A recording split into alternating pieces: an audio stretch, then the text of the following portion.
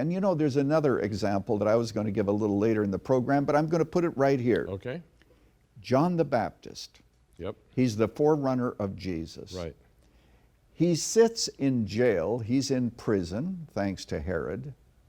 And he begins to have doubts. Is Jesus the Messiah or isn't he? If he's the Messiah, why doesn't he get me out of here? You know, the Old Testament says that when Messiah comes, the gates of the prisons will be opened and so forth. And here I sit. And today we may be speaking to people who are in prison and they are having doubts. Well, you have a friend in John the Baptist, the forerunner of Jesus of all things, who introduced Jesus to people. Now let's go with the story. This is actually in Matthew chapter 11. What you find is the delegation of John the Baptist's disciples come to Jesus and they say, you know, are you the one who's the Messiah, or should we look for somebody else?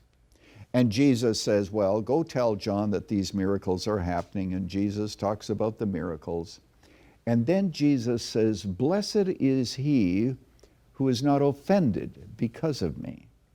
And a few verses later, Jesus says, of those who are born of women, none is greater than John the Baptist. Wait a moment. Jesus is saying this about John the Baptist when John is in prison, doubting whether or not he's the Messiah. Right. So I tell people, if you have doubts, bring your doubts. Come with your doubts. Let's investigate the evidence and let's find reasons to believe, but just know that doubt should not keep us from Jesus. We come to him with our doubts, and there oftentimes our doubts are resolved. Now, I know that you were born in a Christian home, John. I also was.